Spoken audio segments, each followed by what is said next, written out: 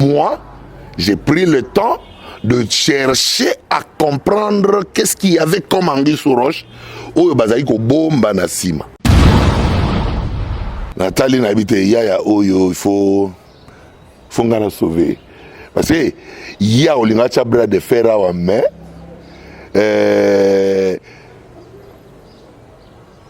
Barrage ya olinga sala soki bukani leur orphelin ba veuve ba ya s'en sortir les sous-soutés. Mitolite misunga oyo ya Grace Mandela la pétrolière oyeba ke eye na idéologie ya sika donc soki papa to mama avali kopela awa na kati bakini komitungisa te ya kotinaka mbongo na kini kaka soki obengi na limero oyo oza mobimba ndeko yo na kini akozwa soin de santé gratuitement na clinique misunga batieli bino wifi ya opele surtout ke bazali na internet au début donc soki ndeko na yo avali kopela olingi oyeba état de santé na ye okoki kobenga ye sale kukuma ozwa ata interférence na nzela. Mama boni santé nakomi bien. soki ndeko na yo azwi occasion ya kozwa baswin na mitolite misunga yebake kuna na ntongo oza mobimba na petit déjeuner mpe na pokwa yebake badive ezali mpe na pointe po okolia okondima teke ozali na hôpital bazali na basale ya opération sans oublier test oculaire donc oza mobimba ke na mitole misunga ekosalaki misu na yo ezonga lokola na commencement na clinique misunga bazali mpe na dentiste minu ekozonga tumu pia misunga batretaka mpe cataracte yebake okomona pepele ya mbetolo lokola kaka éclairage public ya New York misunga ta santé c'est gagné. tala na clinique misunga oyo ya Grace Mandela la pétrolière est tembe ezali eza te Ye lokola azali alingaka azala président éternel. Lorsque asali bêtise na ye, il y a conseil d'administration oyo ba acté sur procès verbal et longoli la place. Nyoka longo akoti. Yango a créé front ya bitumba mususu. N'a que découvrir que en réalité le commanditaire yaba manège wana nyonso c'est Blaise Boula. Donc même yo monaki ba crise da ba bras de fer wana. Mwana ya poto tala flotte ya kitoko oyo etie ba condition nyonso pona kopema na elengi nyonso yango flotte hotel joli kabelo CPI cadre kitoko pona kopema awa soko ye oye kaka na bilamba na yo okokuta nyonso ezali tala bino moko bambetu ya nyekese cuisine na ba chambre nyonso salon ya joli kitoko bongo kote ya ba toilette enga ye awa ata mikate kwei okolia kitoko bazali na courant kitoko 24 heures sur 24 po bango bazali na départ unique batiela bino pe mobange na groupe électrogène awa ya tumupia maye bimaka tango nyonso na flotte hotel joli kabelo CPI bazali na mobange na parking pe sécurité ezali assuré ndimelanga ike soki ozali kovanda na kati ya flat hotel joli kabelo CPI bar oyo okoye kovanda no awa omelie loko nyonso yo kolinga kasi pona bato lipanda bosana awa te flat hotel joli kabelo CPI ezwami na avenue Boula numéro 115 quartier Adoula référence église Mangembo na commune Bandalungwa tope okoki kobenga bango na numéro ya téléphone oyo 082 58 12 024 Ozamo Bimba Eyokanie oui et alingi a entraîné batu oyo yi akoko ko entraîner oyo bakoki ko se laisser influencer na ye parce que azali na ba objectif na ye mais tozo tanga la lettre ya 4 août bazo rappeler ye awa ke batindele yango siko ndeni ni yozo expliquer makambo yo kasi hein ndeni nous expliquons. Donc ministre asali nanko pour que Assemblée générale le 20 se convoquée pour que base Lucas prétexte yako tombe la crise moko na batu na ye ba Blaise Boula na ba le perk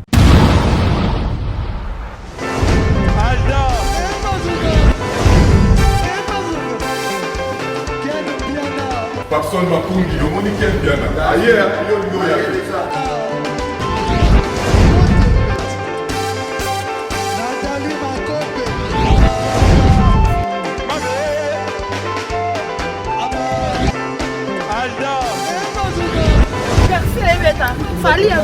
bato oyelaki yango donc makambo ekende bien.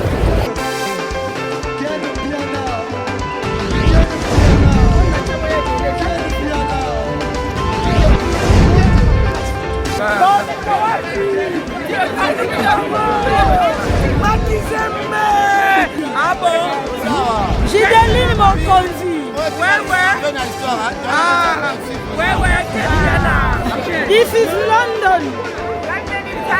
This is London City.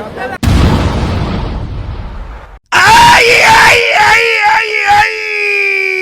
Ekoyine Mabe, le 14 août 2021, à chez Djonga Den à Paris, pour mon bangé na concert avec le grand artiste musicien Yenani, Redi Amisi Bailo Kanto, Bakise Lakaye, le bijoutier de la musique congolaise et africaine. A cause de Sabino na Banzambo ya Kitoko, depuis Vive la musique. Titango la casa de Kanto, Bokozo ba rumba, ba mélodie, pe binomo boyebi, yena voix, asaka na kate, yenda zako tangi sa chant, ti lelo, mon côté akokani na ye. Boya koyoka la bonne musique, awa chez Djonga de, oyo ezwami na 12e rue, puis Dixme, 94 310 Orly. Ye moko Bailo Kanto akozalawana, akosepelisa bino, boza koyoka musique, boza kolia, boza komele, pe boza kopina, na ndenge ya 2 fois te. Bailo Kanto a expliqué biso. Bonjour, c'est Redi Amissi, je vous invite le 14 août chez Djonga 2 à Orly. Venez savourer de la bonne musique, surtout les fanatiques de la bonne musique, n'hésitez pas. De 23h jusqu'à l'aube. Oyoki, omoni, ondimi, kozanga te, kolinga kutu te, babetolo li solo pour le 14 août 2021 et kozala somo awa chez Djonga 2 na Paris. C'est naturel. Non, c'est trop fort. Bonjour, bonsoir à tout le monde qui nous suit à ce net moment. Ce n'est pas de l'heure à laquelle que vous allez recevoir cette vidéo qui est présentée par les vôtres Valdi Tamba. En tout cas, bienvenue dans ce nouveau numéro qui va statuer aujourd'hui sur l'actualité congolaise. Mais ming na masolo, ils ont fait ça bon mongé on s'aganate côté à bateau ba gérera bongo maïni c'est un ami à culture quoi yambo kanabiso entre boyebi ke lisolo sokoda oh vraiment ils allaient go pelisa moto na ningali se quitter bana poto entre ils allaient go pesa na sonia go s'aganate tout le monde ba bras de fer on a le bagui dernièrement l'émission mon yambela bino papa na biso Charlie Kadima oh wapi ameka un peu que c'était giversé dans les Cameroun ya boya ki muke melelo oh vraiment to moni ne betandolation nyo son ndenge bongo confirmation ya bras de fer on vraiment zali go sala mapoto moni bongo présence ya papa na biso alanga nzembo ya munene ya mboka ona kombo ya Blaise Bula oh wapi kende ko kitsa bongo ko déposer bongo ba pétition ya ba sociétaire na pas ya ministre ya culture et art en tout cas et le wango pelissimo moto muke Léona Zongeli mais c'est Charlie Kadima to meka vraiment ko cha makambo vraiment moi munga muke pe pilipili muke to ba vraiment ba valeur eza puis ba anti valeur eza tika ngana saluer pour commencer notre communication. Bonjour monsieur Charlie Kadima. Valdi Tamba, bonjour. Bonne santé. Nzamba osaka ngolo. Ndenga sala osaka na biso. Amen. En tout cas droit au bimba moro. Miko eleki na soki on a kana micro na o ya fimbo na fimbo.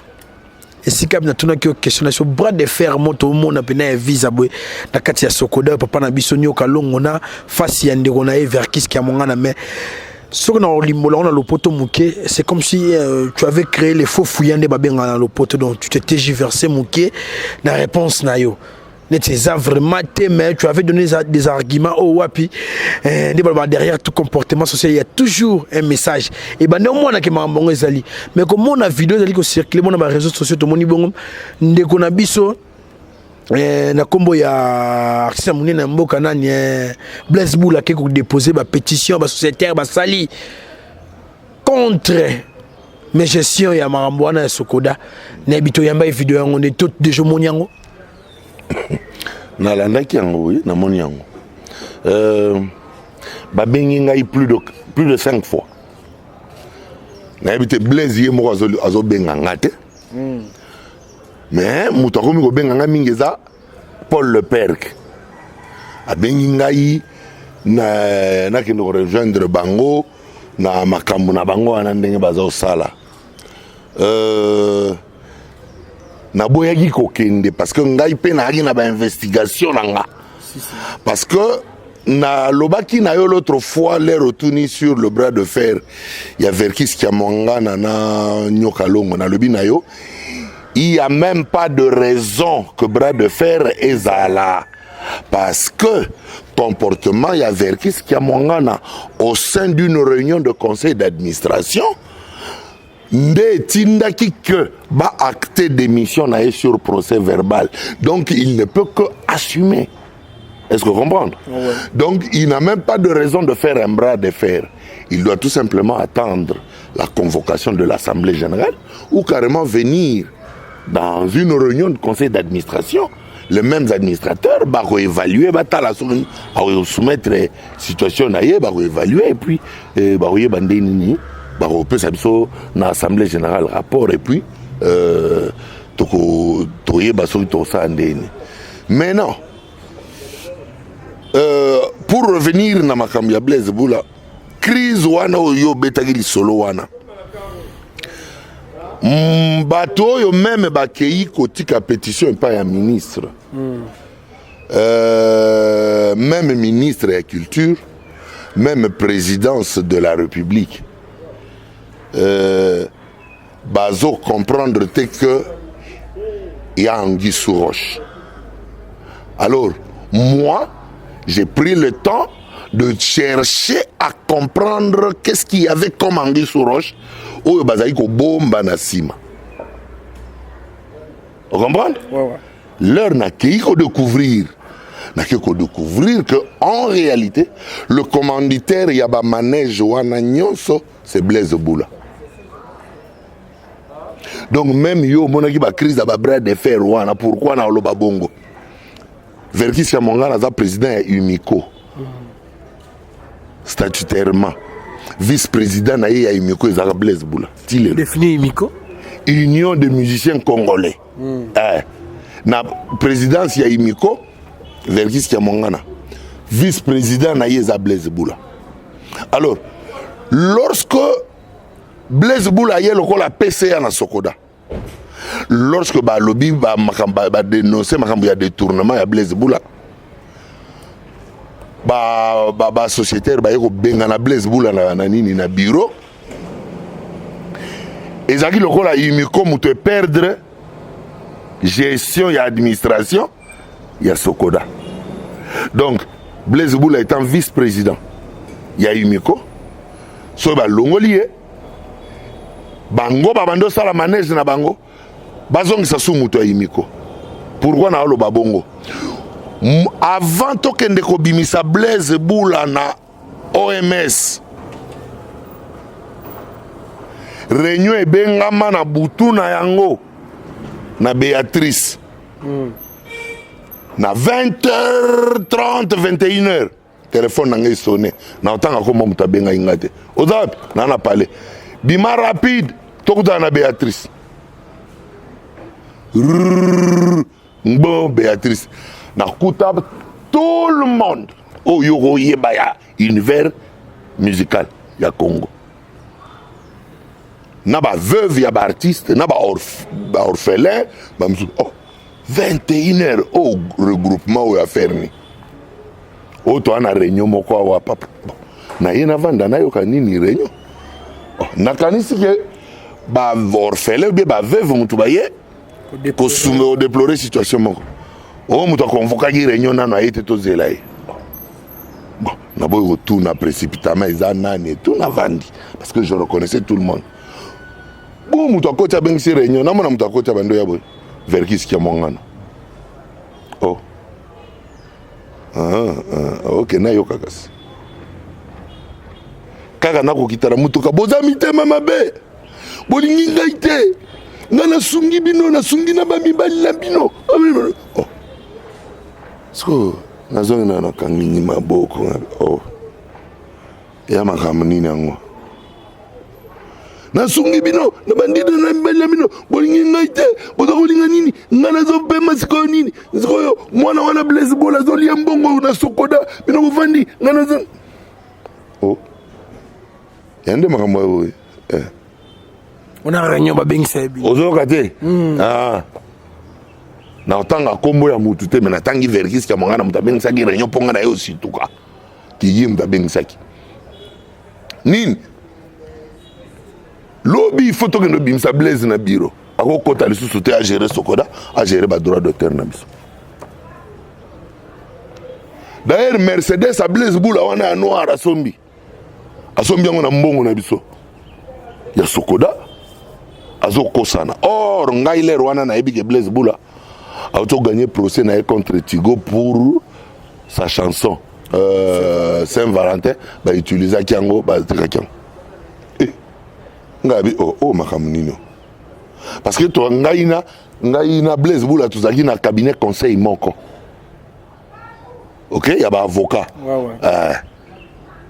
moni ba avocat ba sambaki pona Blaise Boula na Tigo bango nde ba avocat conseil nanga ba sambaki pona nga contre Vodacom pona Miss Vodacom moni siko na tel ngabi ngai bi solo ya Blaise depuis banditi siko makamuni ba oloba lobi na tongo biso nyonso foto kutana na nini Sokoda il faut bimisa bane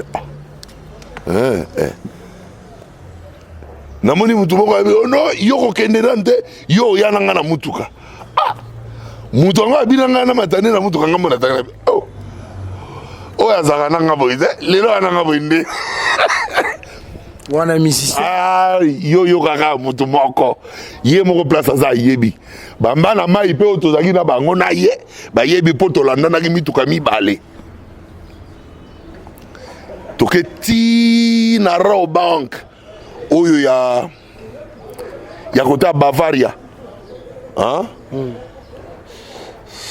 et place one non place la Couronne oui. Restaurant La Couronne d'ailleurs na profité na pesa ba Chongo Mbote Zaza Angèle voilà na pesi bino Mbote ba Chongo nyo c'est pas bozali na pesi mon ami Pascal Chongo na pesi yo pe Mbote pas bozali mais na yo côté na yo kate na yo baté na kangelo côté ni alors toke na Raw Bank ezawana namoni mutongo pa alobaki na wana matana ye wana matil kolo akoti kuna carte distributeur bimisilar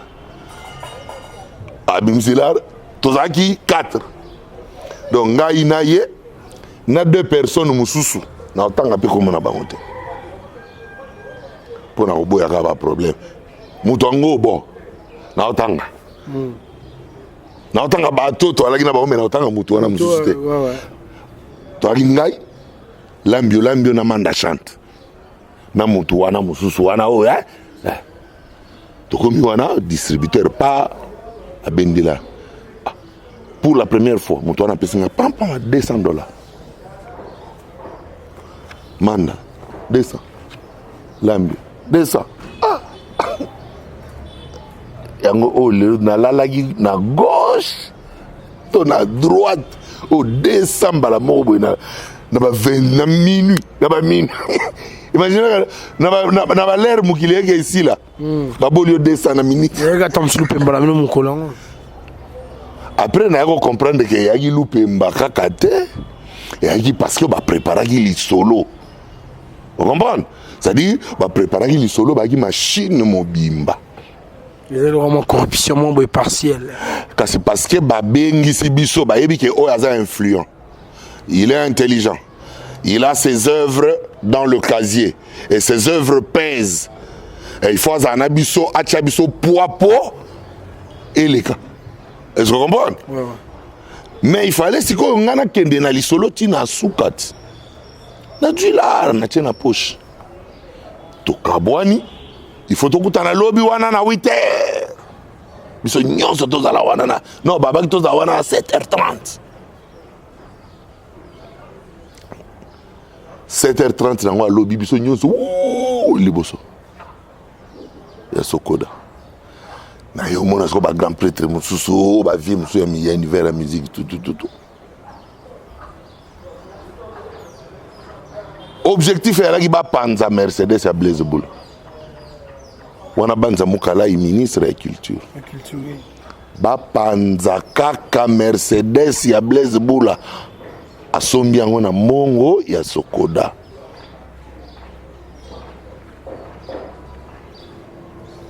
Quelque temps après, Blaise aye. Alinga Kota. Prêtre mort ya musique à Congo na respectable tellement trop que moyen atanga ba on a télé maliboso. Ya Sokoda lobi na ye. Au Kota lisusu a été na bureau avant au Kota tu dois me passer avant que tu n'entres ici, tu dois d'abord me passer sur le corps. Dans les guides transparents. Bon, parce que yo comprendre lingo lo bani. Lingo baki le roi na car, non le roi loza na car no wana. C'est-à-dire tout aka nanga na porte bongo Kota. Si ko le nga na yo ki langage wana na comprendre que vieux yo na linga ke mingi na respecta ke trop soki comme na balangage aboy comme mobulu. Si ko yo nga na yebike ndenge to vandi wana biso tout artiste tout se retrouver, il ne manquait que des veuves et les orphelins qui n'étaient pas encore venus. Or na yebike bon d'ordre ba pesa ki na ba veuve na ba orphelin ya ki ya ko panza Mercedes à Blaise Boula. Na vandi Nathalie Blaise, Namoni Blaise, elle a été résisté à Drish Abimi wana. Yo Blaise, pour Drish s'appelle judoka. Na otala ngobanga na musika pa na comprendre que lisolo balingela mwana mai depuis lobby. Donc mwana mai a ebinete que vient na vers qui simtania fiakole. Mais bazali président na vice-président na Imiko. Bon, voir mon sous ya ofia kuna mutu ezate. Et voir mon sous ezala qui aux officiels. Sociétaire. Ba sociétaire so ba boyo na société longote. Ils comprennent? Ba kolo société so ba boyo longote. Parce que biso kuna ya société à l'état, c'est une société coopérative. Moi je suis associé. Mbongo na ngai na tiaki yango te constituer qui capital o evand sa Sokoda. Alors nazanga moko te. Bato batiaki bango so bazali toza na même statut. Babino il faut gaga à longa. Si on a boulé que Blaise a master nanga depuis. Po na wenge master nanga za Prince Makaba. Vous comprenez? Maestro. Nathalie n'habite yaya oyo il faut ngana sauver. Parce que ya olinga cha bras de fer à main.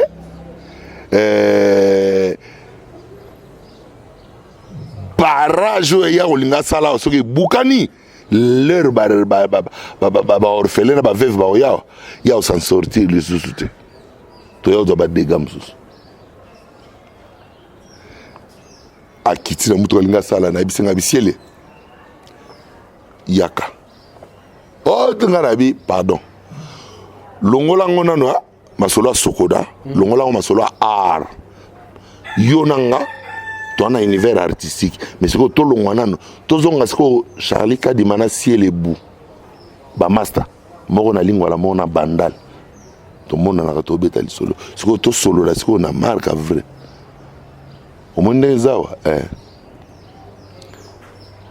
soki ozana moyen mususu oyo yo yebi ya kosala pour récupérer fonction na yo oyo sala recours mot d'ordre pesamaki lobi na butu na 23h ba panza Mercedes na yo na ba veuve na ba orphelin nanu ba yete au monde tout ça bana nzela donc soki ndo zaka kawa ba panzo car na ebisenga bi même soki ozana assurance aluminium parce que ko tshano pe mutu makasi na kamna olo bano sikoyo ovandi même si tu es assuré aluminium. Pour assurance aluminium ezali so assurer mutuka so mutuka wana ezali accident ok bazong c'est le kilométrage zéro si vous comprenez même si tu es assuré aluminium avabaye lona mutuka ba utanga ngo Allemagne l'état batiana mai baya ba koma donc yoko sana na taba 2 mois ya gi piéton bien ba 4 mois ya gi piéton sous. Donc longola plan oyo parce que balobi osombi yango na lare ya Sokoda mais ngai na yebi ke mbongo uti na dossier na yo ya Nzemba Tigo longola mutuka na yo sauve ta peau. Les tracos balingi contre yo. Na bisanga be moni muta telemi na porte à bloquer yo. Elingi koloba ke clan langa mobimba ezawana. Moni muta telema na porte ya gif pepe feli manoko. C'est-à-dire so moni manoko telemi elingo loba nyoka longa zawana. Elingo loba papa wemba zawana. Elingo loba evolo zawana. Elingo loba ke bozi na zawana. Elingo loba ke jina wa jina zawana. Elingo loba vie Simon Mavuela azawana. Est-ce que vous comprenez? Et vous avez devez mwanda c'est qui a télé la porte. Si vous l'air bateau on a nyoso ba sa musique. En tout cas Blaise Boula na limité vous avez écouté déjà la boule. Pour yemba. Que ba classe pendant ba primaire, ya ba deuxième, troisième. Tout que normalement. Est-ce que vous comprenez? Pour tous les amours. Alors situation l'air est qui Verkis savait que ce qui batindi qui Blaise, il y a au quota. Mais il s'était passé maintenant que tu créais qui contre-machine. J'étais parmi ceux qui ont créé la machine. Leur Blaise a bimi, au lieu Verkis à quota, tu tournes la machine, tu côté ici, pour les Mukendi. Mais Bango Verkis a fâché tellement les sous-sous. Bango nyonso siko ba c'est légal siko contre problème Mukendi parce que le problème Mukendi était d'une corporation ba animateur culturel, ba présentateur télé, neti yona ngai. Siko ba boyi ba moni ke muta corporation ba présentateur télé go continue gérer balar na bango te, balar na bango banzembo, banini, bakemba, banyokwama banini. Et simbati. Donc il faut ba longola ka Paul. À la base Verkis Kiamongana encore une fois de plus. Mais souvent après l'air pour la longue, nani aye. Yet. Ok? Alors, yé loko lazali alingaka za la président éternel. Lorsque asali bêtise na yé, il y a conseil d'administration où il a acté sur procès verbal et l'ongoli la place. Nyoka longo à côté. Yango a créé front ya bitumba mususu sikoyo oyo yo koma iko benga bras de fer. En soi bras de fer ya tina kozalate. Donc na sauté moi ndengo le bito ke moi rapide bani. Maintenant na vandi na palais Adrisha Tipoti pa beninga. Ya nde ninga bibi o da palais nazo yanga biaka. Ayewa na ba to pemi to vandi ba to vandi tali solo pa ayo betelanga li solo ya état de santé. Il y a Verkis. Viens répondre sur bien. État de santé se permettre de soutenir. Donc, bagarre, pendant ma solo, n'est-ce pas Sokodawana. Ezasuna tina te pona epo, santé se permettre, pendant les soutenir. À Colipé. Kasi yangwana tina wana oloba. Donc, santé se permettre de soutenir. Alors, leur bamoni que ce qui Verkis a état de santé se permettre de soutenir. C'est que Imiko moyen kota suna bagarango. Exactement. Kasi vice-président Imiko Blaise Boula azongi na front. C'est quoi zongi na front mais tout ayant des idées ou des arrière-pensées na sima. Sachant que baninga ebele na univers artistique ba tangipte ba poussi ba classe musikate ba yebindenge nini ya ko créer ba société nini te. Blaise Boula a créé la société naïe. Société naïe yango. Ok? Blaise Boula, administrateur gérant. Wana gérant. De société. BNV W Sarel. Bien. Adresse 1022 avenue des Forces Armées, commune de la Gombe, RDC Kinshasa. Ok? Oui. Maintenant, la société naïe oyo. Blaise Boula, l'air à Longwe na Sokoda, il est passé comme conseiller au ministère de la Culture. À l'époque, il y a Banza Mukalaï, non? Il est passé comme conseiller. Mais non. Nakolekanaï, le conseiller, il a proposé un partenariat au gouvernement congolais. Oui. Okay? Et c'est ce partenariat-là que je veux te faire lire. Et en quoi est-ce que partenariat wana ezo constitué na lingi na pesa yo mpo so ngana tangi bakoloba ngai tanga awa dikolo. Accord de partenariat entre la République démocratique du Congo et la société culturelle et créative BNVW Sarel. Ouais. L'accord entre L'accord entre des partenariats entre la République. La République. C'est-à-dire, cet engagement engage la République démocratique du Congo. Ok? Bon, entre... La République démocratique du Congo, entre les sous-signés, la République démocratique du Congo, représentée par son Excellence M. Jean-Marie Lukunji, Kikouni, ministre de la Culture et Arts, ayant de bureau numéro 154 du boulevard du 30 juin dans la commune de la Gombe, ville province de Kinshasa, si après dénommé la République et la société culturelle et créative BNVW Sarel, ayant son siège au 1022 à 22 forces armées dans la commune de la Gombe. Ville province de Kinshasa représentée par M. Blaise Boula Monga, son administrateur gérant. Zela. Aujourd'hui, partenaire Mibale, République démocratique du Congo, représentée par le ministre, et la société BNVW, représentée par son administrateur gérant, qui est une qualité d'un administrateur ou d'un gérant d'une société privée. Oui. Ok? Oui. Administrateur gérant. Okay. Va évoluer. Si après de nommer les partenaires, il a été préalablement exposé ce qui suit.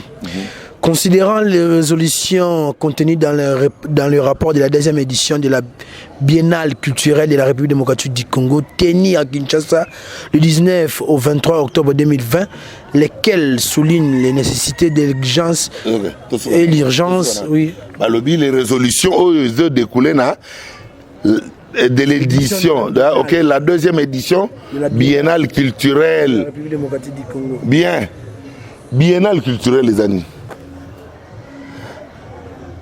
Ezali, artiste Sangani, Tuna, mi poser ma question sur ma situation. Oyo, bazali ko connaître et puis batala comment est-ce que bakoki ko résoudre yango. Mais est-ce que Biennale ils ont engagé artistes congolais nyonso? Non. Donc ils ont tina ko engagé ko artiste nyonso te. OK? Oui. Pourquoi est-ce que la résolution y a biennale sur lequel Blaise Boula s'est basé pour y faire signer l'État congolais contrat où il a signé? Si vous avez un contrat, lesquels, dans ces derniers, lesquels soulignent la nécessité et l'urgence de libéraliser la gestion technique, administrative et financière des trois produits culturels suivants. Pour libéraliser la gestion technique, administrative et financière des trois produits culturels suivants. C'est-à-dire, il faut qu'il y ait d'abord une proposition de la libéralisation des secteurs. OK? Alors, quels sont les secteurs, les produits? Oyo. Babia, la perception, la répartition des droits d'auteur et des droits voisins dans la copie privée. La perception, la répartition des droits d'auteur et droits voisins, copie privée, qui sont les attributs de la Sokoda.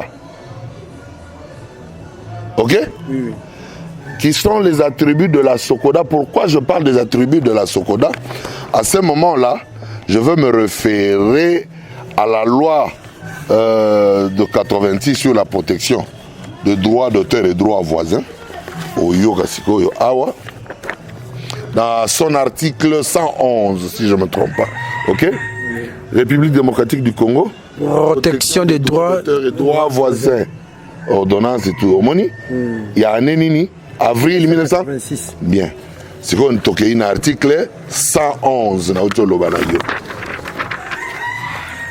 Article 111. La gestion des droits d'auteur et des droits voisins ainsi que la défense des intérêts moraux et patrimoniaux de tous les auteurs d'œuvres de l'esprit sont confiés à un organisme national. Un organisme, pas deux. Continue. Seul admis à fonctionner sur le territoire de la République démocratique du Congo. Seul admis à fonctionner sur le territoire de la République démocratique du Congo. C'est-à-dire aux amis balais. Conformément à l'article 111, Blaise Boula qui a signé ce bateau, accord ya boyena société naï. Est-ce que vous avez dit a ça ici République erreur? Est-ce que vous comprenez? Si. A ça ici République faute. Mais le col la ministre de la culture, Azali na technicien culturel a signé. La société Ben VW Sarel, de société accepte volontairement de réaliser sous la supervision du ministère de la Culture et des Arts et selon les modalités pratiques à convenir. Les projets notamment relatifs à la cartographie du potentiel culturel de la République démocratique du Congo, à l'annuaire statistique des artistes, écrivains et opérateurs culturels, à la gestion administrative, technique et la mobilisation de la redevance due à la copie privée. Attends. La mobilisation de la redevance due à la copie privée. Comment est-ce qu'on mobilise une redevance? C'est en percevant, en faisant la perception. C'est comme ça qu'on va mobiliser. On mobilise les recettes lorsqu'on va les percevoir. Donc lorsqu'on va à la mobilisation ici, on va mobiliser. Comment? En percevant. Ok? Ouais. Et maintenant? Mais après, la société Ben VW Sarel accepte de rendre compte par des rapports réguliers, mensuels, au ministère de la Culture et des Arts à travers un point focal que le ministère désignera. Arrêtez de bien. Yokelanga eloko oyo. Restaurant business class VIP Bruxelles. Yeah. Restaurant business class VIP. Yeah. Oyezali na ba cuisine spécialisée na ndenge ya mukiete lokola cuisine spécialisée congolaise pe africaine. Awa soki okoti biloko tu ya mboka okoliango joli kitoko. O makayabu, kwanga, mbinzo, ndakala okoliango joli kitoko awa bilubutu elamba maka awa. Bongo biloko ya kotumba lokola soso, ntaba, mbisi awe tumba maka joli kitoko na niveau ya kosakana te olie ozamo bimba. Na restaurant business class VIP na Bruxelles bazali pe na mobange na salle oyo ba organizaka ba activité ya ndenge na ndenge lokola ba soirée, ba anniversaire, mariage, conférence, pe ba activité mosusu ekoki kosalema awa. Osotu na ngai soki ezali wapi? Restaurant business class VIP na Bruxelles ezwami na adresse oyo 39 boulevard Jubilé Bruxelles 1080 métro Riboukou l'une 2 P6 30 51 arrêt Jubilé. Awa na restaurant business class VIP na Bruxelles yango nde nzambe ya babilubu o etali ba congolais pe ba africain. C'est naturel. Gardez bandi na yo toujours. Placide et Bio, le patron de business class. Et en attendant, futur. C'est-à-dire, nous avons désigné, nous avons pour ministre changer. Mais de quel pouvoir ou de quel droit Blaise Boula peut, lui, commencer à mobiliser et à faire la perception? Mais c'est ça, on a comprendre bien c'est comme si tu reconnais vraiment de Blaise Boula à dribbler le ministère, non? Quand c'est à dribbler le ministère, pour avoir droit à banane, il y a ministère. Ministre à Yembarate, ministre à Komarate, l'État à Komarate. Donc pour avoir droit à artiste. Oh, moto, il y a droit à artiste. Et puis, oh, yon sur tous autres tangi awa. Ils allaient normalement, l'attribution, il y a l'État. ministre alongoli ba attribution ya l'état congolais apesi yango na Blaise Boula ya na sens te. OK, tala wa likolo bazolo ba nini babini la protection des droits d'auteur et des droits voisins. OK, c'est-à-dire ils allaient parmi l'article 2 tanga banda. De l'objet du contrat, le présent contrat est signé en vue de la collaboration des parties contractantes pour la promotion et le développement des activités culturelles et artistiques. Oui, deuxième tiré, la protection des droits d'auteur et des droits voisins. Est-ce que qui est appelé à protéger les droits d'auteur et les droits voisins si ce n'est l'État congolais? D'accord? Oui. Est-ce que Blaise Boula peut protéger les droits d'auteur et les droits voisins en République démocratique du Congo? En vertu de quoi? Mais non, on a bon, on a papa Charlie Kadi, mais comment moi trop? Et tout le monde a cérémonie, mon port ya matadi, et je sais il y a ma salle la sous-souté, et comme il privé côté. Pour port ya matadi comme Ndengoana, il y a une loi en amont, Oyo est privatisé secteur. Mais la loi que nous venons de lire maintenant ici, qui n'est même pas encore modifiée, et puis c'est là. A violé Mibeko. Est-ce que Yogi a violé Kakayete, a violé l'État congolais Mibeko? Na bosangi boyebi. Te ya yebi lokazo sala. Muto yebi lokazo sala te et un ministre. Yango na lobaka na bino na émission mususu na lobi. Le ministère de la Culture, Excellence, Monsieur le Président de la République démocratique du Congo, Félix Antoine Tshisekedi Tshilombo, avec tous mes hommages les plus différents. Na lobaka l'autre fois que le ministère de la Culture est un ministère purement technique qui ne peut être bien géré que par un gestionnaire de patrimoine culturel. Ils finissent toutes les années à l'INA. Mais qu'est-ce qu'ils font?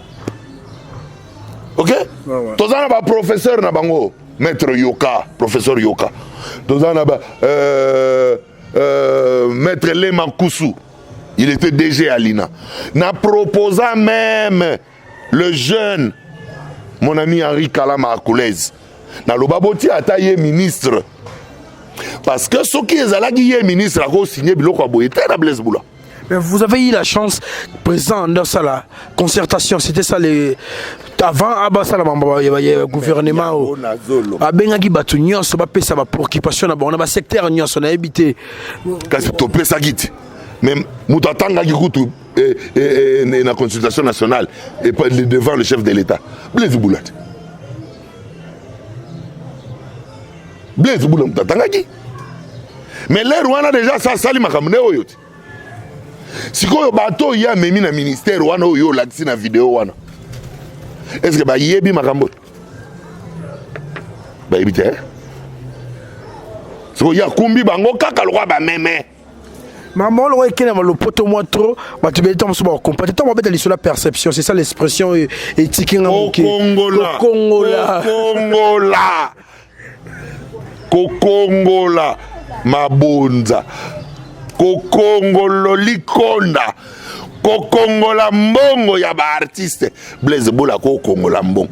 Blaise Boula zaki président ya conseil vice-président conseil d'administration à Sokoda. À ça la répartition boni. Attends, Morodin. Attends, à ça la répartition une seule fois. Une fois, oui. OK? À ça la répartition une fois. OK? Conseil d'administration, au réunion à conseil d'administration, il y a zo senga lelo. Oyo pour lequel il y a zo bundisela lelo, nyokalongo. To senga y a ça la réunion conseil a convoqué assemblée générale. Il y a assemblée générale, il y a ba sociétaire. À ça la 3 ans de gestion. Or, il y a une fois là. À ça, là, il y a un tambara. Les lois, il y a téléméli, nyoka longo. Akenda boya kote saba mémorandum. Les lois, ce qui est tali, contrat na ye oyo. Il faut résilier yango. Parce que, ba tribu oyo, ba pesi yawa. Et là, mbongo ya batu. Et là, mbongo ya ba artiste. Blaise Boula koka o gérer ata wenge BCBG. C'est là, nano, c'est là. Wenge BCBG tout terrain 4x4 Blaise Boula gérana. Moututa. Les lois moni qui faut ça ba gérer ba artiste et musicien nyonso. azalaki wana asali répartition moko basenga ye a convoqué assemblée générale a convoqué ata moko te nde ba raison oyo balongolelaka ete ok donc awa tozali na gouvernement ya union sacrée ye kutu te na nzembo oyo tokomaki ya bomoko ye tosalaki ya bomoko yo mpo na union sacrée ye moto alobaki boya tosangana totonga mboka union sacrée totonga mboka ngo na modèle oyo ozosignese l'état bacontrat bidon ya boye na biso problème eza onga na moni siko eza nini déjà incompréhension eza entre article l'état sala déjà pour la gestion ya makambo oyo na tango Blaise Boula ko proposer makambo na oyo na ebité mutu sala créer homogénéisation ça qui conseiller na ministère aveuglé côté kuna ako aveuglé te ya sali proposition ba sali solo na bango eleki ndenge lekeli ba pesi partenariat na société na ye privé commercial en plus hein. Moi je parle pas na beta masolo na monoroté na beta masolo na ba pièce à la pouille. Okay. Piétiner gaga protection des droits d'auteur et des droits voisins aux acquis bongo. Mais pourquoi y a luki a ça la société na ye gérer na domaine mususuté et qui a luka na domaine à droit d'auteur et droits voisins. Pour ni konde ya kunat. Perception. Ah ko Congolo. Et il y a ko Congola mbongo na biso poto tika Congola ngwa. Nikolo lo mo epeli moto a IGF. Na bien. IGF. Ko koma na makamba IGF après. Blaise Telemeli nyoka longo pour la réunion au conseil d'administration. Ministre ya Sika ya culture. Je reviens sur ça, Excellence, Monsieur le Président de la République, Félix Antoine Tshisekedi Tshilombo, avec tous mes hommages le plus déférents. Quand je parle comme ça, Misapimi Balé Likolo na lobango, c'est qu'on a qu'à parler. Pour yo kana qu'à parler, bah ko salisa na gestion na yo. Ngai. Yeba ke pa nyonso ezali nga na lisuno. Et pas nyonso ezali ba ko sala bêtise te oyo ko buka mobeko nga na otali et puis na tikango eleki. Jamais. To sola ka olobaki so moni yango beta ngo kande to beta na modèle ba quinoa nga place naza na oyoka. En tout cas na beta ngo pena modèle ba quinoa na yebi ke okoma ba contrat oyo ya modèle oyo pasi. Mais bazo aveuglé ba tout simplement parce que ceux qui gèrent le ministère de la Culture ne sont pas techniciens de la culture, ne sont pas gestionnaires du patrimoine culturel. Ils ne savent pas comment faire. Ce qui n'est pas le ministre. Et où il y a beaucoup de commandes, il est là. Papa, zongana loi. Et le bani. Pa. Au moni, si on m'a ramené une hôtel sangao. On m'a demandé pour ça là, on va confier à côté. Ah, vieux. N'a pas l'autre fois, vieux à côté. Pourquoi? Parce que oyo na olobano oyo cause à l'artiste ça problème mususu mais koyeba loi ils a peu problème mususu omoni ndé problème donc vieux azara penda na makamba mingi il déjà vieux na SACEM azokali konda na partir à Panama donc akutunatina tata ena sokoda te ya mais ko biso avant comme Panama babi hôtel résident en France ngasko na vanda ka na Kinshasa siko commandé ni mobulu moyenga na zwala rete le fona daka na sokoda alors il faut na sokoda misoga po ba yanke ba ole kalikola sokoda ba oluka ba moyen ndenge ni ba détourner ba lar ba liaka ba lar omoni siko yo na lingina kende nalobaki no l'autre fois baki otika lero laxi vidéo baki otika pétition et pas ya ministre mais lelo pétition wana yango pétition yango na ba signature ya batu mais parmi batu wana oyo ba signer soi-disant pétition wana OK OK, on a moni déjà papa Ndombe au Petum. Ora kufati. Siko procuration tike pa nani. Mwana mutaye. Chris Ndombe or mutu azalaka awa na procuration azalaka lokwa liquidatrice ezaka Chantal. Vous comprenez? Mutu a signé déjà. Au moins déjà ndenge ki. Siko na ina l'action. Na l'action memo wana, mais so lingo tala siko tanga. Mutu a commis otanga nani. Kandugi Mouzanto. Ok. Gérard Marie. Aza associé P. Ok. À transmettre copie à Wabanda. Excellence, Monsieur le Président de la République, chef de l'État, avec l'expression de nos hommages les plus déférents. Ok. Son Excellence, Monsieur le Premier ministre, chef du gouvernement. Ok. Avec l'assurance de notre très haute considération. Ok. Son Excellence, Monsieur le Vice-Premier. Ministre de la Culture. Monsieur le Directeur général de la Sokoda.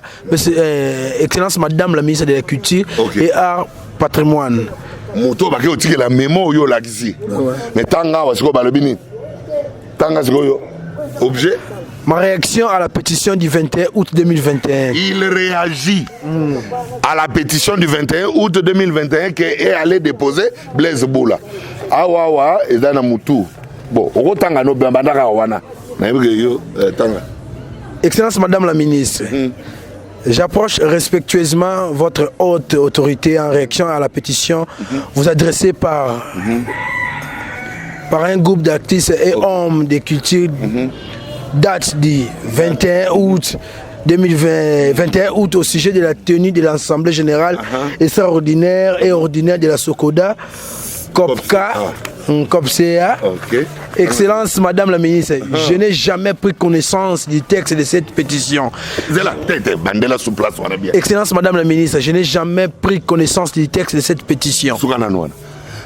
La société Kandungi, dont la signature se retrouve dans la pétition, il te dit quoi? Je n'ai jamais pris connaissance des textes de cette pétition. Continue. Je n'ai jamais apposé ma signature engageant ma personne par rapport aux éléments si évoqués. Je n'ai jamais apposé ma signature. Comment est-ce que la signature de Kandung se trouve dans la pétition? Donc Blaise Boula est en train d'user de faux. Est-ce que vous Si, si.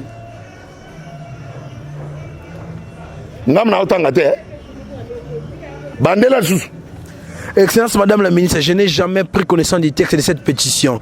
Je n'ai jamais apposé ma signature engageant ma personne par rapport aux éléments si évoqués.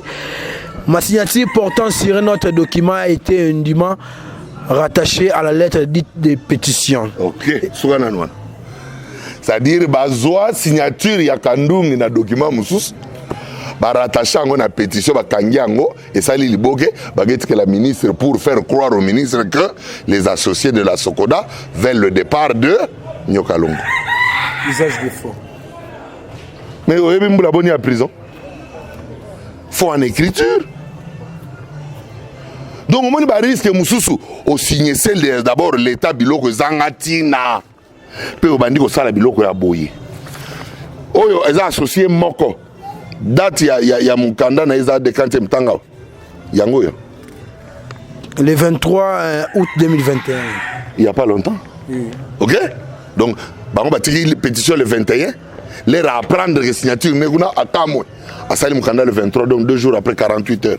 Azaye mon côté dans l'action. Ondi mama kamero izole kana mboko te mais romona l'air tolobaka. Benjora. Omoni Zwawa. Oyo nani? Simon Tseki Bayoka. Les associés à Liboso Kandungi, ok? Le 23. Le 23 date août 2021. Ok? Batindel kaka na ba même batou et puis à son excellence madame la ministre. Sikoyo yoka makambu Simon Tseki azo loba tangawa. Excellente Madame la Ministre, je n'ai jamais pris connaissance du texte et de cette pétition. Je n'ai jamais apposé ma signature engageant ma personne par rapport aux éléments si évoqués. Ma signature portant sur un autre document a été indûment rattachée à la lettre dite pétition. C'est que bakosi batut. Ici njora signer mukando yo, to signer ngo po tozo kende kuna chef de l'état oyamba batu. Balongoli ba papier ba bio. Ici njora signer to bomba chef de l'état. Crac. Est-ce que vous comprenez le salami? Si si. Attends qualité. Mais non, c'est que l'air atangi balobine tozo kende premier ministre oyamba batu ou bien ministre de la culture oyamba batu. Mais il faut signer pour tout ce document pour bandima audience. Mais nous avons hier un document mususu. Mais le côté de la signature, il y a batou. Est-ce que l'on dit? L'anda mouton. C'est une raison. Ah, ok. Le 21 août 2021, je me trouvais au Congo central plus précisément à Sonabata, où toute ma famille s'y retrouvait à l'occasion de la pose de la pierre tombale de fait mon père, Soumou Pierre, décédé le 21 février 1999. C'est la signature se retrouver dans le document madame la ministre. Nada to wana bazolo bawana ngazaki na Sonabata na ba Congo. Na kendaki na mwana sina ngana bana to kendaki ko poser pierre tombale na tombe ya tata na nga kufaka. Si. Donc faut en écriture. Et maintenant je crois qu'en droit, on dit ceci. La fraude corrompt tout. Il y a fraude dans la pétition, d'ailleurs, que Blaise Boula a amenée. Donc, pétition à négocier. Si vous avez besoin de pour que le ministre a convoqué. Nalingi, Nathan Giso Mukanda, ministre, pour comprendre. Nalingi, pour ngana la mikanda so bofundi ngai toya et puis bo dédommager na niveau sakanaté na la mikanda tout au dans cabinet ministère de la culture et patrimoine le ministre donc outil ministre m'a signé OK ministre so tangitanga objet va bien acquis des réceptions mais c'est chaque réception de votre lettre référencier numéro BDB du 4 août 2021 relatif à l'objet repris en marge et vous en remercie. Vous y notez entre autres la difficulté de tenir les assemblées générales ordinaires et extraordinaires dans le délai convenu du fait de la non-transmission à la SOCODA par mon cabinet du projet de statut et du règlement général à temps. Laisse-moi dénoncer ici au faux fuyant qui ne tient pas la route pour diverses raisons. Bon. Primo, abandonne numéro par raison. Alobi na eke l'air bazo Sokoda a annoncé naïb Sakayo. Sokoda a annoncé qu'il date assemblée générale le 20 août. Mais assemblée se tenir à la date batindi mukanda oyo so ngotala awa o mona signé o date ni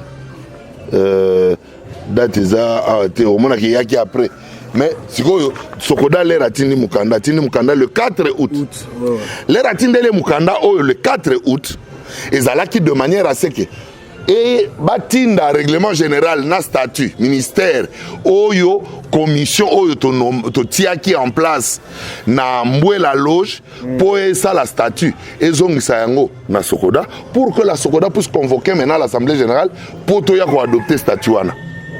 Parce que la commission a des siégé dans le ministère. Ils ont composé dans le conseiller du ministère. Deux, maître Lombe Soukari, na Joe Mondonga, mon ami et frère. Vous comprenez? Président du ministre Azolo Bakeba faux fuyant. Primo, Tokei. Primo, vos correspondances en annexe, tenues pour preuve, ne font ni allusion à cette demande à mon cabinet.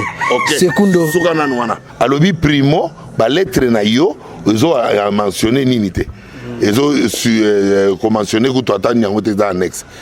Kinshasa le 4 août, moko ya lettre, en tête ezali à Sokoda. Tanga awawa. Le caractère indispensable de ces documents de travail.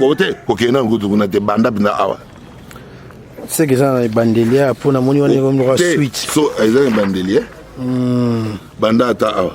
Cependant, la non-transmission par votre cabinet du projet de statut et des règlements généraux fruit des travaux de la commission mise en place par votre prédécesseur constitue un obstacle majeur pour l'organisation de l'Assemblée générale extraordinaire prévue pour le 20 août 2021 car l'acte uniforme sur les sociétés coopératives exige au conseil d'administration de mettre à la disposition des coopérateurs le dit document de travail 15 jours avant la tenue des assemblées générales extraordinaires et ordinaires.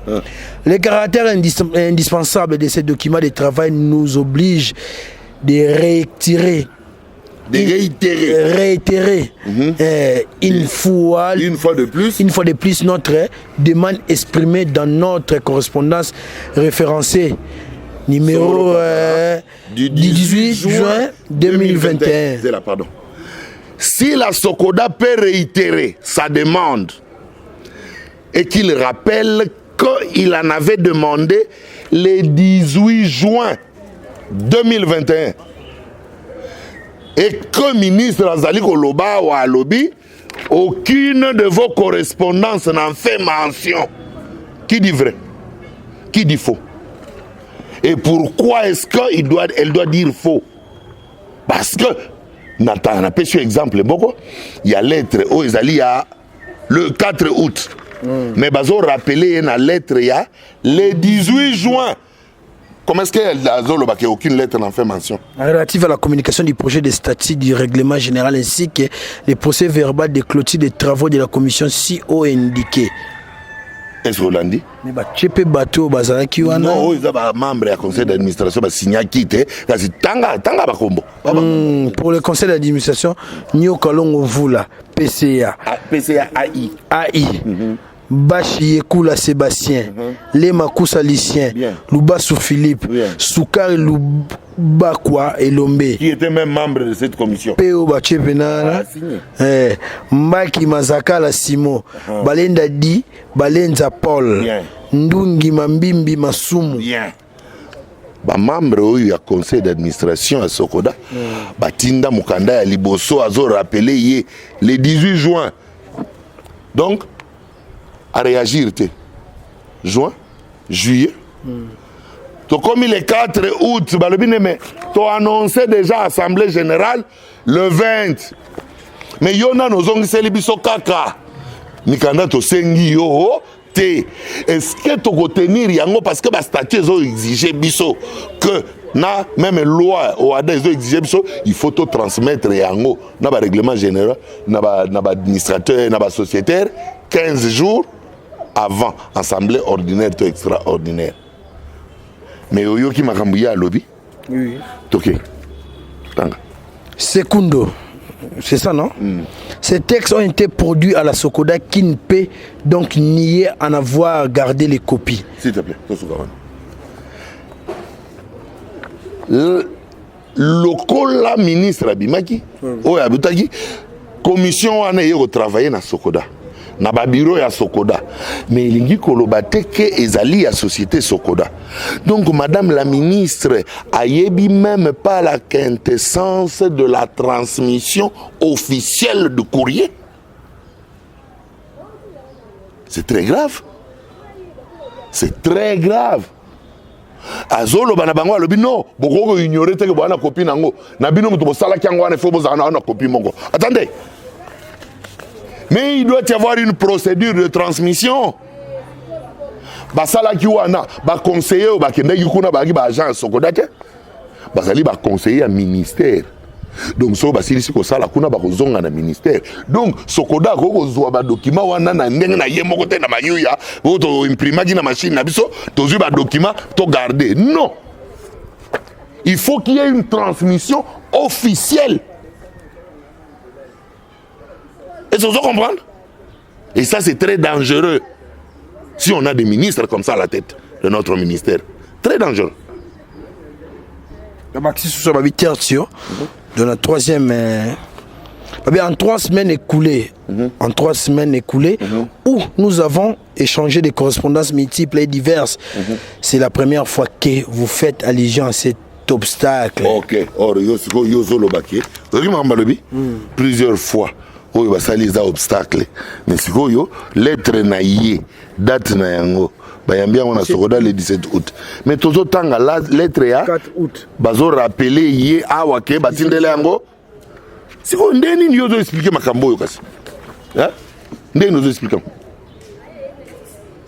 Donc ministre asali nanko pour que assemblée générale à le 20 s'est convoquée pour que Baz Lucas prétexte yako tombo la crise moko na batu na ye ba Blaise Boula na ba le perk pour ba créer comité de crise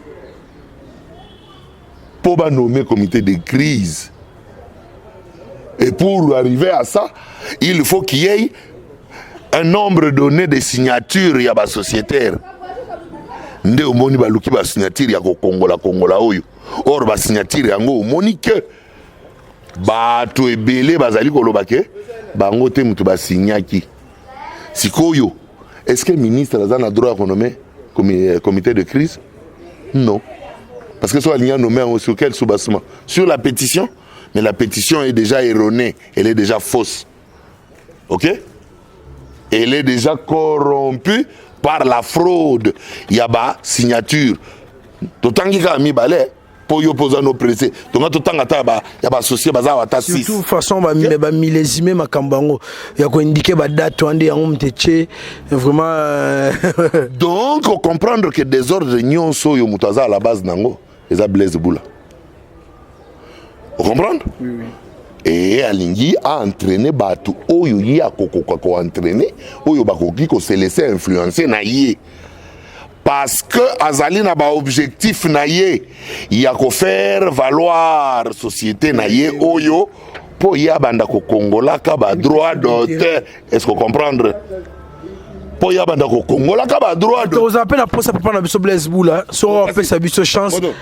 Ngai na pesi yo ba element olinga na pesa ba copie mokolo okende botanga na ye j'ai problème en tout cas nde oza déjà na pesa ba element moko bokende bo analyse aza ingénieur donc il a une tête bien faite aussi bien oui. Donc yango wana donc ministre de la culture dosé oye ko transmettre statut après donc conseil d'administration ekotaki hier na bandi ba communiquer biso date ya assemblée générale kala mingi te soki Blaise Boula lingi azonga aya na assemblée générale a postulé pour la bonne marche en mboka on a même évoqué Mikolo IGF aux bon service moi ça éclipsé vraiment na mboka o les services là de la bombe anti valeur biloko zali ko senga ke mboka une émergence te mais Mikolo pena ba pesi yango chance et ba osala musana ngo ndenge longo bani makambo IGF azolandela te. Problème est à l'inde de la forme de la société. Biso to la société privée coopérative. Oui, oui. Hein? Mais côté mon bon perception bon l'état besoin côté. Siko awa biso to za besoin ya rezoa audit externe. Né lo to senga audit externe mais ba ko auditer kaka lelo te ba ko auditer banda sokoda et banda ba pièce nyonso ezaki na bureau ya Blaise Boula ya yebite eza na archive nationale Paulin Mukende abenga bato archive nationale totiaka ngo nyonso na ba carton.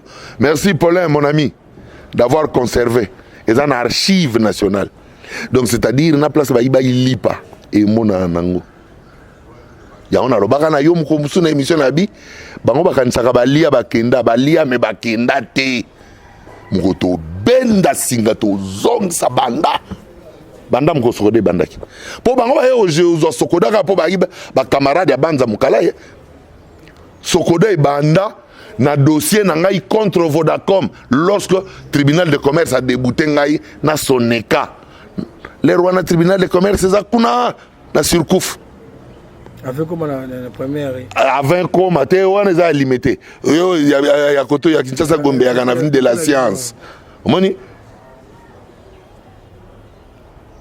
Parce que Sokodé a déjà dissous de son propre gré. Bah minute de ce de oui oui. N'abi que ceux qui m'a monsieur Roloba vraiment ezali la nuit porte conseil ou soit bah idée monsieur go attend monsieur Bélégo ça que tozo on ça son numéro monsieur mais déjà n'abi que OK vraiment na biso likolo makasi avec preuve à l'appui mais n'abi une dernière communication pour tout ça non mukolo lelo.